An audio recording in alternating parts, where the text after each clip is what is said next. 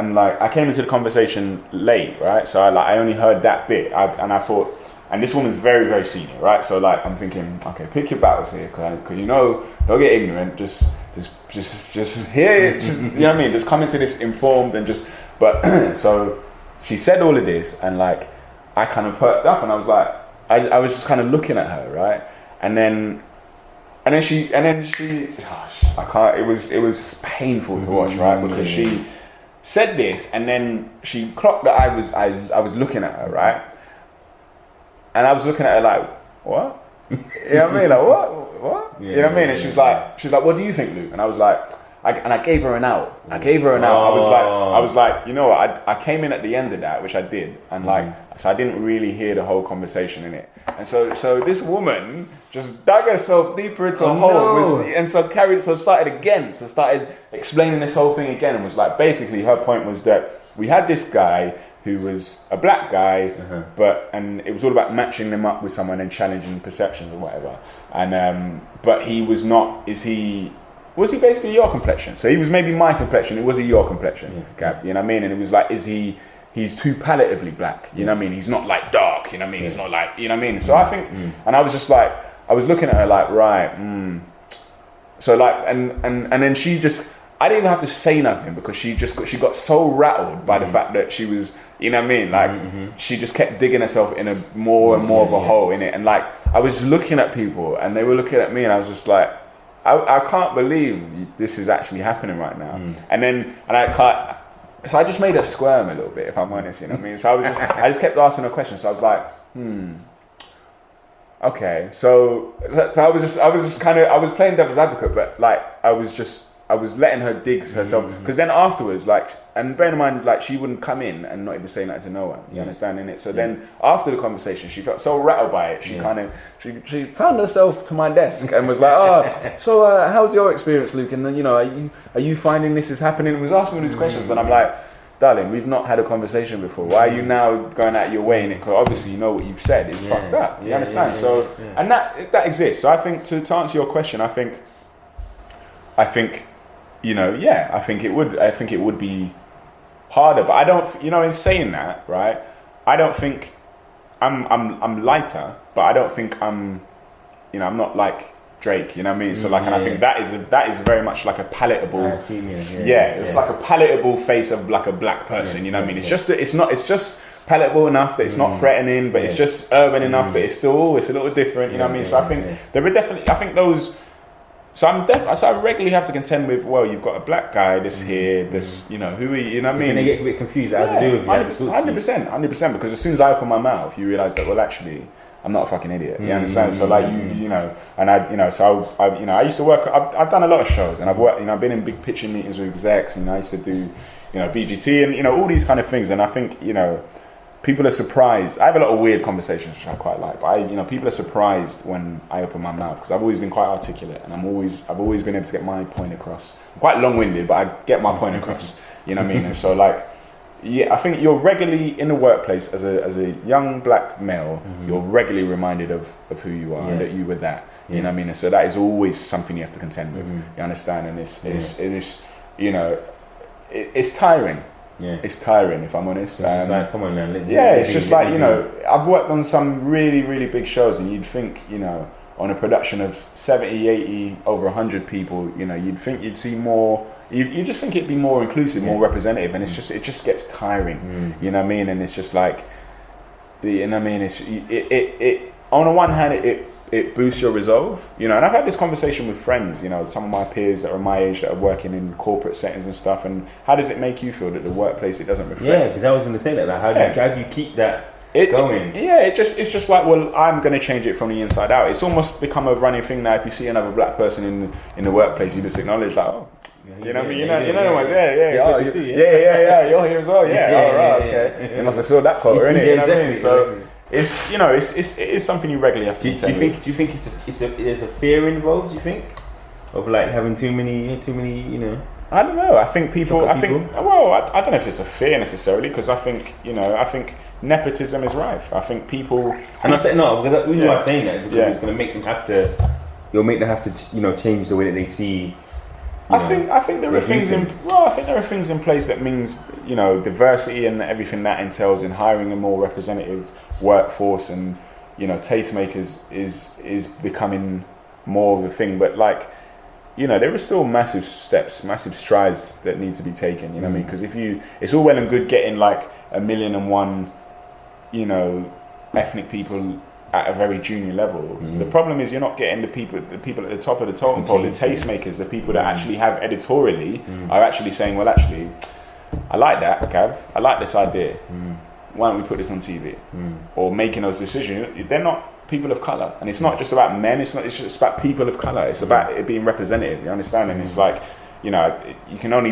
It's I feel like a broken race. You say it till you're blue in the face that you can't just have, you know, the same group of people, the same white middle class, middle-aged men making TV for the entire country. Look, you know, like London is revered as, you know, cultural capital and the actual capital and all this stuff, but, you know, there are regional stories and regional voices, and, you know, what about sort of, you know, young women of colour in Manchester or Brighton or Scarborough or, you know, you know, wherever, you know what I mean? It's like, it's not just, you know what I mean? It needs to be representative, and it's not just about of colour. It's what about, you know, white working class? What about Irish? What about, you know what I mean? This is, you know what I mean? So it's a whole thing, but, you know, it is what it is. You know what I mean? I don't think any industry is ever going to be perfect necessarily. You know what I mean? So what are you currently doing now? So I've just finished a development gig. So coming up with, you know, ideas, like devising ideas and writing treatments for a lot of the major broadcasters. And then before that, I was on like a Channel 4 documentary for a few months. Before that, I was on Britain's Got Talent for, felt like years. But it was about 8-9 months, which is pretty hard. You got to audition some people as well, right? Yeah. So I was Simon Cowell a couple of them times. What was that like? I felt like such a wanker, if I'm honest. I'm not gonna lie, I had a card and everything. You know what I mean? Yeah, I felt like such a wanker, man. Like, like I'd have to go to events and be like, oh yeah, why don't you take my card? I felt like such a. Was there like because listen, there's some singers, right, that actually sound good, but don't make it through. Yeah. So walk me through that. What is that about? Do they say they can't have too many good singers? I think the difference is, you know, I think the difference with Britain's Got Talent is that it's a variety show.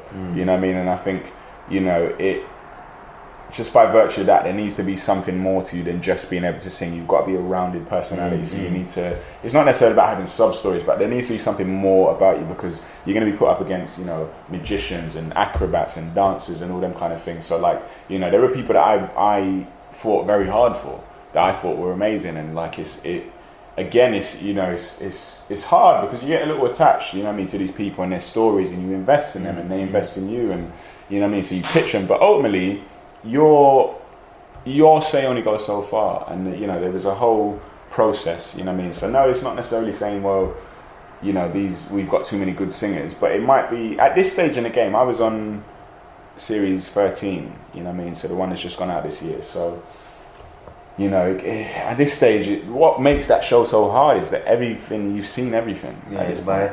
Yeah, you've seen it. So what's new? You know what I mean? You've seen everything, and it's like more people will have been in the mix than you will have realised. So like a lot of the people that you might know that you think are good, they've at some point they've been approached, or they've got this far. They've got to this stage in the process, and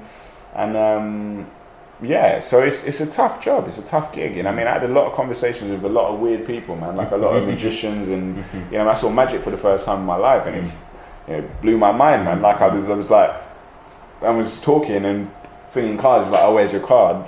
Look through these cards, and it's on his forehead. And it rattled me, man. I dropped the whole deck. I was like, oh shit, you know what I mean? Like it's a whole thing. But it was, you know, it was a good job, and it was like I met some really cool people on there. You know what I mean? And so that's what I do. I'm like, you know, sort of AP, like assistant producer, associate producer. But it varies. Your title varies. You know, senior researcher other days. So yeah, man. But I've worked hard to be where I am. You know what I mean? I really, really have. And you know, you contend with life and relationships, and you know, all kind of things. And you know, I think it's it's a very stressful, because also, you know, what you also have to contend with, and it's now something that the people are now finally coming out and saying, is that, you know, to your own mental health as a freelancer, because there is always that, I suppose, always that anxiety about having, where's your next paycheck going to come from, which we all have, even if we're not freelance. Doing that is just, you know what I mean, it just makes it so much more of a thing. So it's like, you know, you bust your ass for these broadcasters, for these shows, you know, putting these hours, do these mad shifts, 18-hour days are a regular occurrence, you know what I mean, 12-hour days, regular occurrence, sorry, and it's just TV. It's going to get made. It's going to get made. And so, you know, what I've learned over the last 18 months is just to be kind to yourself, and to take them. So right now I'm taking a bit of a break, a couple of weeks, and then I'll jump back in. But you know, I've really kind of learned, especially as I've gotten a bit older, is that mental health is so important, and it's important to be able to discuss these things and just be proactive about your own stuff. You know what I mean? Like I box. You know what I mean? That's what I do. That keeps me focused in between contracts, and it keeps my mind sharp. You know what I mean? Everyone's got to find their thing. You know what I mean? Every man does their thing a little different, and just you got to find that thing that just kind of can keep you there, and just, you know, because work-life balance, even just when you're not, you know, when you if the paychecks are regular, it's fine, innit? You just keep it moving, innit? When you're a freelancer, it adds a level of stress. You know, like I've just moved into a new flat. You know what I mean? Rent is paid, bills are paid, but you know what I mean? It's like, well, what happens in 3 months' time? What happens in 4 months, 6 months? You know what I mean? So it's like, it's always something that you're kind of thinking about. And so there are layers to it, you know what I mean? And then you've got relationships and all kind of nonsense, you know what I mean? It just, you know what I mean? But it's life, innit? It's just a little spice of life, you know? So yeah, man. So things are good. I've worked hard. I met some people along the way, you know what I mean? And we're still here. Big and bad now, you know what I mean? So, you know what I mean? So it's, man. You know, it's... Yeah, man. Yeah. It's good stuff. It's good stuff. Man. So, all right. So we'll call it there on your journey. All right. We'll talk a little bit more about some other subjects in a sec. But I want to thank you for enlightening us on how you got to this place here, who you are. Hope it was beneficial for you to look back and kind of see who, you know, inspired you and you know, and kind of made you the person you are. What is your heritage? So my mum's mixed race, right? So my mum's dad is Jamaican. My mum's mum is Irish. They grew up in Yorkshire, weirdly, right? So my mum's dad is obviously Windrush. Yeah. So I grew up in Yorkshire in a little village called Kelfield near Selby, I think it's called. So my mum is Yorkshire, Northern. All that side of the family, Northern. You know what I mean? And London, I'm a London boy through and through. You understand? So like, that was an adjustment growing up. But and then my dad's side of the family are all from Barbados. So yeah, so there's that. So I'm a little fair, but not too. You know what I mean? So yeah, so that's kind of me. You know what I mean? But yeah, my family. Yeah, I've always been around. My dad's always been around. Good relationships. You know what I mean? My dad has always been, you know, my guy. You know what I mean? So and it's who has set the example in a lot of ways for me. You understand? And I think that is, you know, we spoke about grounding earlier. I think it's in that. You know what I mean? I think my dad growing up. My dad was my hero. You understand? And so, you know, I wanted to emulate him and outdo him and be better. You know what I mean? So that is always kind of, it's always been my, you know, he's been my inspiration growing up a little bit. You know what I mean? So, but I've got good, you know, good relationship with my family. You know what I mean? So, but it's important, you know. But yeah. Wicked. All right. So that's it, basically, for your journey. Cool. I'd like to thank you for your time. Cool. All right. We're going to get you back on the podcast, doing something. Yeah, I'll be up for that, man. All right, cool. All right, peace out. Easy, Say bye. All right, easy. GM, the life coach. Only on Speaker.com, YouTube, Spotify, Google and Apple Podcasts, SoundCloud, and Castbox. Like, share, and subscribe now.